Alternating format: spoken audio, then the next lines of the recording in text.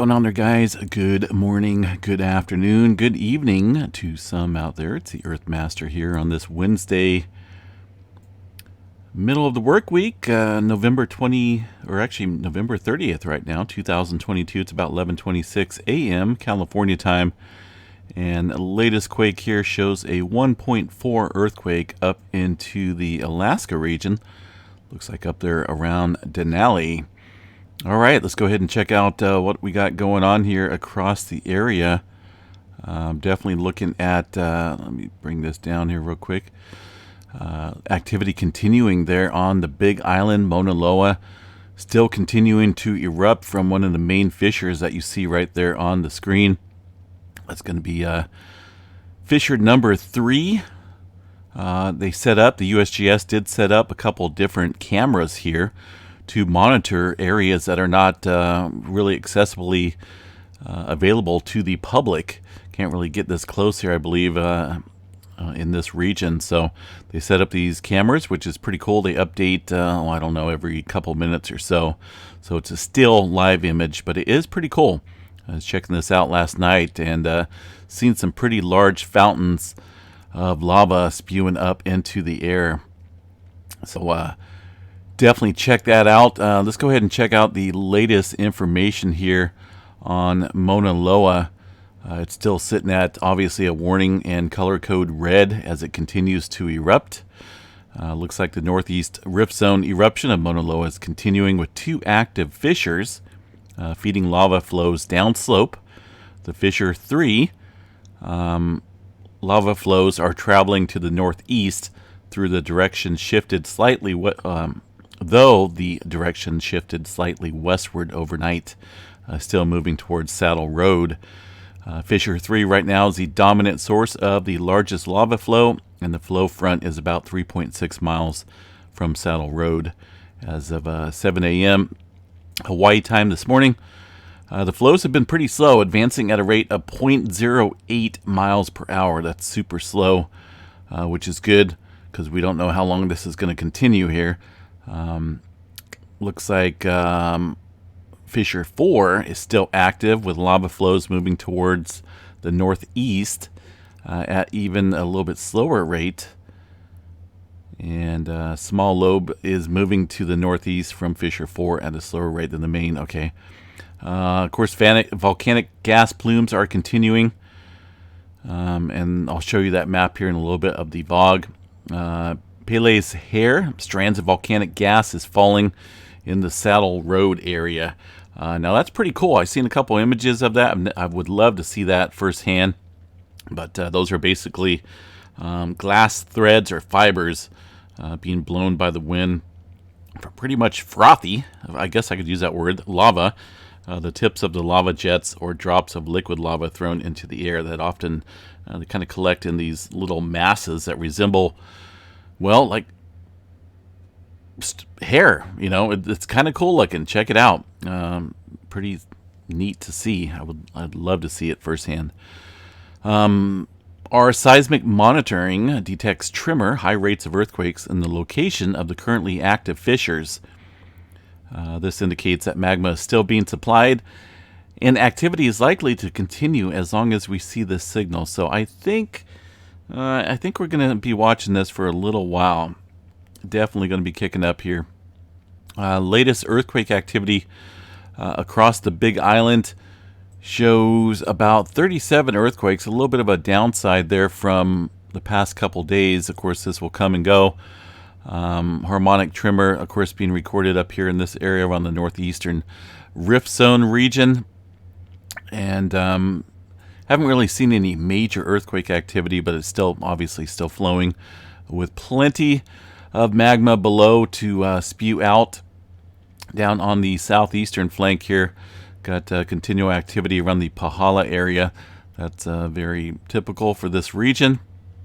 And just still kind of keeping an eye on it. The current VOG map here, this was put out today, shows the concentration levels here. See if I can get the Big Island in view. It's going to be right here. Of course, Mauna Loa, you can kind of see where that's coming from. Hilo sits over here to the northeast. and there's those concentrations of SO2. Now this area up here that was kind of flowing down from the north to the south is all the movement, or I should say all the gases that have kind of been blowing in that north direction since the eruption began. And these currents, the wind streams and whatnot, kind of go back and forth. So it's blowing all that SO2 that had been previously here back into the region. So back and forth it will go for a little while. Of course, winds shift all over the place here. And right now it looks like most of the concentrations are pretty much neutral over the area. So we'll watch that throughout the days ahead. Again, there's one of the latest images there from the, make sure I got the latest one, yep, Fisher 3, pretty cool. Again, they have they got a couple different cameras out here to check out. Lots and lots of them, I would say, but right now I'm kind of primarily focused on the fissures there at Mauna Loa. All right, let's see what else we got here for earthquake activity. Moving up and on here to the Alberta area. See if we got anything overnight. Looks like the activity that kicked off yesterday in a big fashion, just outside of the Grimshaw area, north of High Prairie, Alberta region of Canada. Looks like that activity has come to a halt. Now, I know we did see the largest recorded earthquake here for the Alberta region, 5.3 coming in yesterday in a field of oil pumping operations out here. There's a lot of them, a bunch. And I'm not going to go through all this again because we covered it pretty well last night. But there's hundreds and probably thousands of these oil fields out here all over the place. And I think it will be common here to see the earthquakes, similar to what we see in Texas in the States there.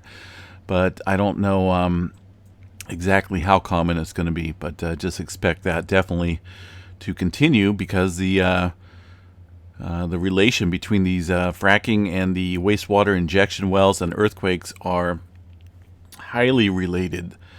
There's a lot of earthquakes that happen almost immediately during fracking, but sometimes it takes months, if not a couple years, following the wastewater injection process for earthquakes to form. So we'll keep an eye on that up there in earthquake country of Alberta, I guess. Into the West Coast region, California.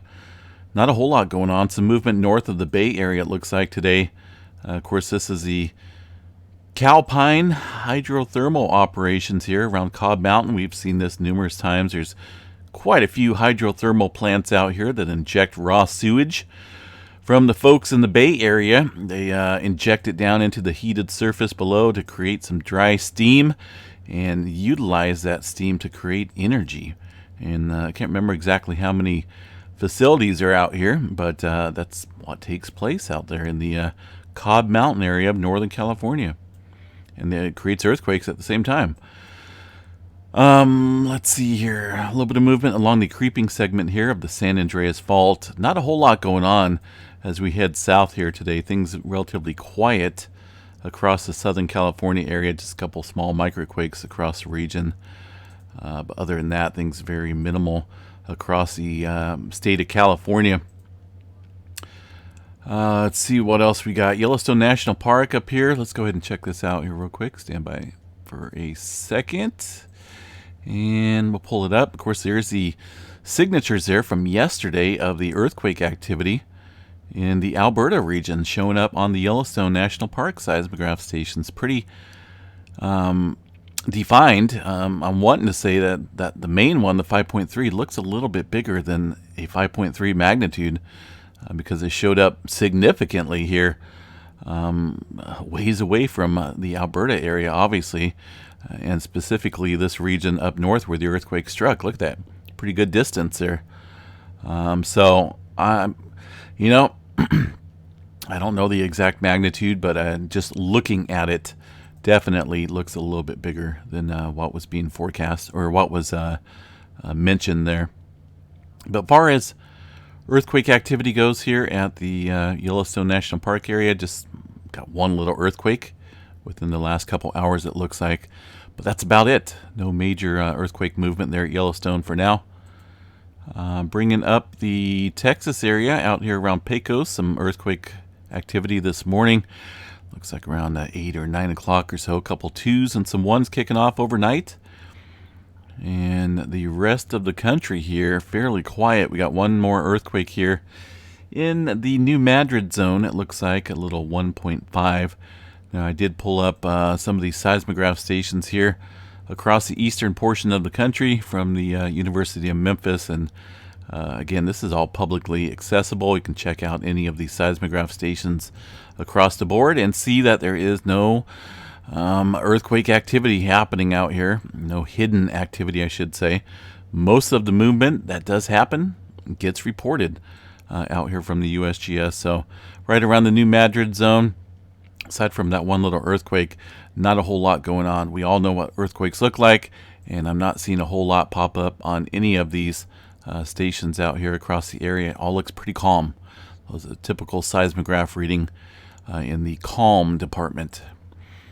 All right, the Caribbean area and Puerto Rico got a swarm of activity still continuing overnight up around the British Virgin Islands area.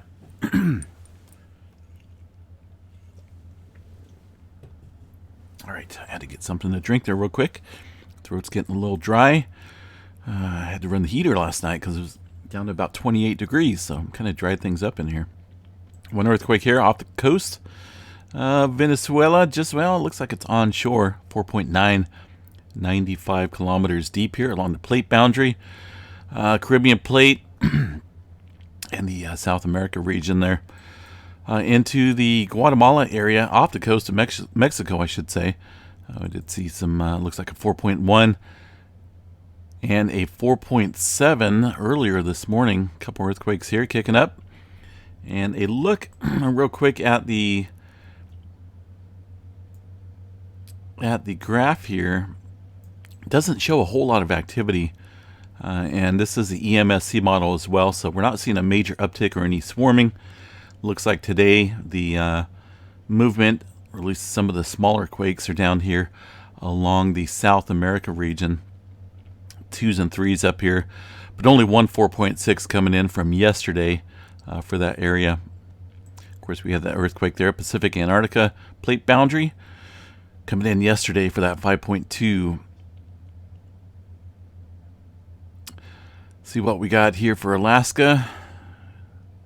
Still seeing some movement out here around the Trident volcano. Not a major swarm yet, but this thing's been kind of having a little earthquake activity here over the last couple months. These swarms come and go, and it's just something to watch pretty closely.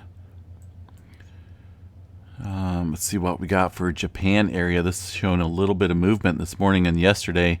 Latest one shows a 4.6 off the coast, east coast here of Japan, into the Japan Trench at about 58 kilometers deep. Movement yesterday, 4s and some 5s in there. Still watching the Kuril-Kamchatka Trench. It was pretty active, a couple days ago, but things have kind of calmed down here recently, but still got to watch that area pretty closely. The Mariana Trench and the rest of the Filipino plate here looks pretty quiet. Not a whole lot popping off here on this map. And a look over here shows the complete opposite. So we got quite a few 3s, even some 4s in the mix here. Looks like those are some pretty new earthquakes around the Philippines. Not showing up. Notice the absence here from the USGS. That's why I like to double check. Make sure, right? We kind of have to do that in this day and age. Verifying data. 3.7, the latest there in the Indonesia area, but there's definitely a pretty good swarm, it looks like, around the Philippines, into the Philippine Trench. Some 4s, as noted there. It almost looks like there was a 4.9 in there as well, so goodness, USGS, where are you at? I know we got a lot going on with the volcanoes, but that's kind of missing some earthquake activity there, so pretty good cluster on the globe. We'll watch that area potentially because we do have another 3.7 in that area kicking up right now. Throughout the area of New Zealand, things look like they kicked up overnight as expected, but not in a big fashion yet. We did see some activity around the North Island, New Zealand, just after midnight, about 3 in the morning here, about the time the stream went down, surprisingly. Again, 5.4, 7 kilometers deep, and 4.8 yesterday. So we do have some further activity listed on the map, but not on this one. So let me pull up EMSC real quick, the official map of those guys, and see what we have. Because it's pretty important. This is an area that I've been watching pretty closely here for a little while now. Let me bring up the New Zealand area just a little bit and see what we have. It doesn't look like that larger quake. Obviously, there's quite a bit of smaller quakes here following that 5.4. Quite a few aftershocks in the 3 and 4 range there within the vicinity of that 5-pointer. But I'm not seeing that earthquake that was further down south here. Either it's disappeared or potentially could be a false reading, but the USGS is not showing it, nor is the EMSC, and the GeoNet servers are listed on here, so it's possible this could be a deleted quake or maybe an older quake that's still being listed here on the globe. I don't think so. I don't remember that being there last night. But USGS and the EMSC not showing that 4.8. But definitely some activity there around the North Island and some further movement, it looks like, into the Kermadec Trench with some deeper activity kicking up there in that area. On the EMSC model, it will show it. Bring this back here again.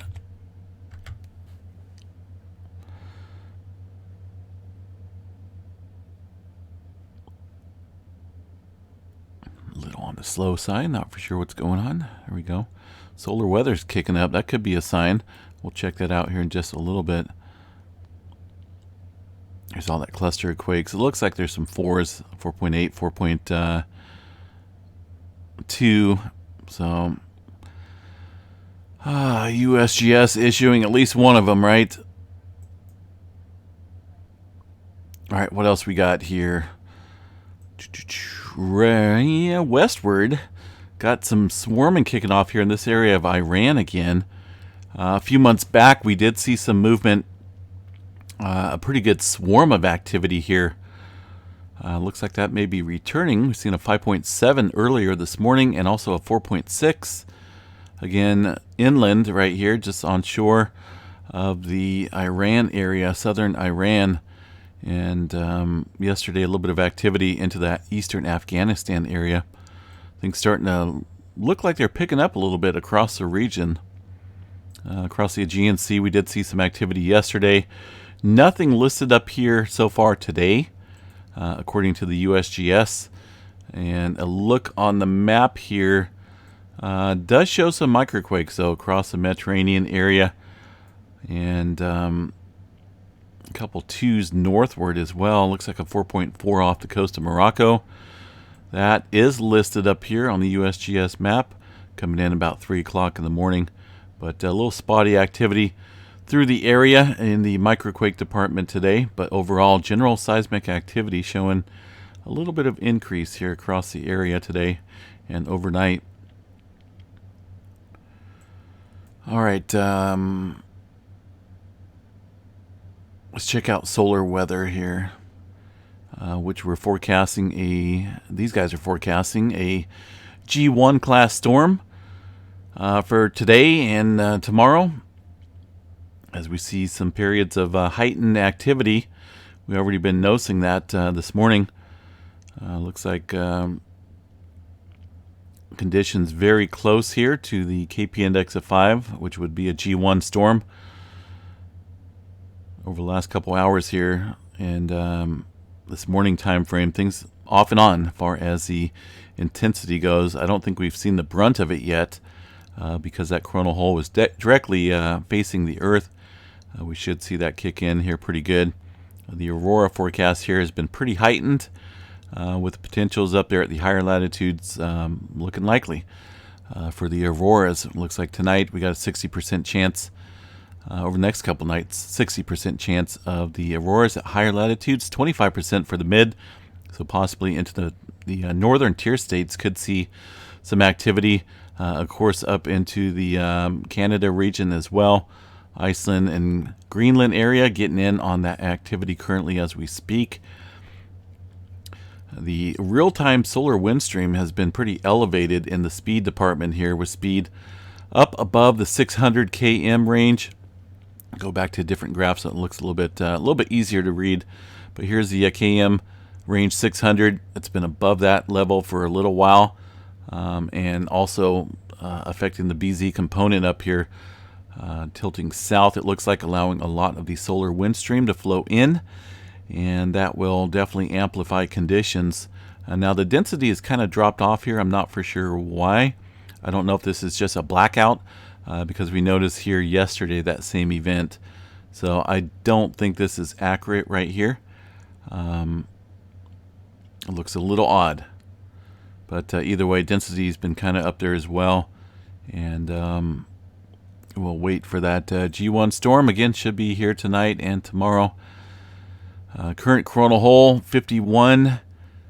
The most recent updated image here is kind of scooting off and saying bye-bye. It's going off on the western limb of the sun here, and we're left with not a whole lot.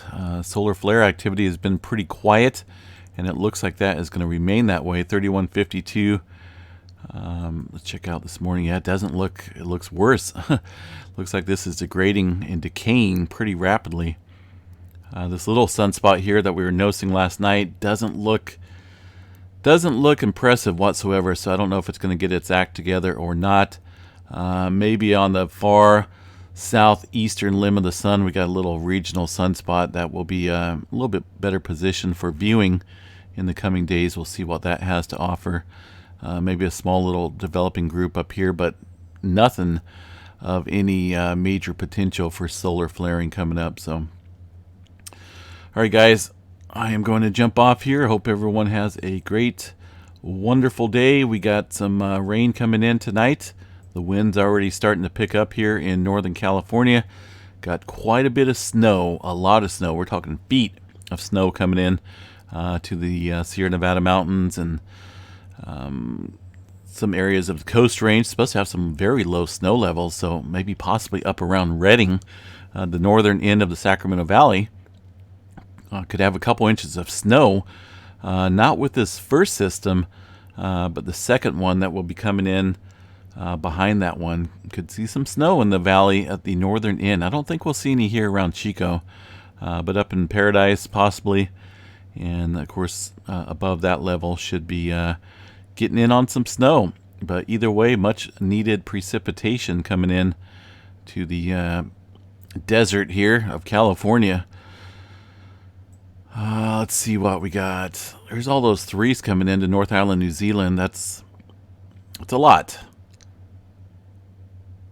Definitely a lot of activity.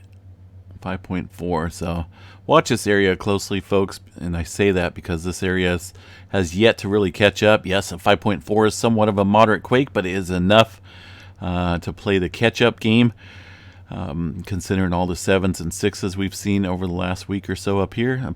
I doubt it. But keep an eye on this area closely, New Zealand. And we'll watch the rest of the globe, of course, and report back on any significant changes that take place. Till then, enjoy your day, and we'll chat you guys sometime later tonight. Peace out.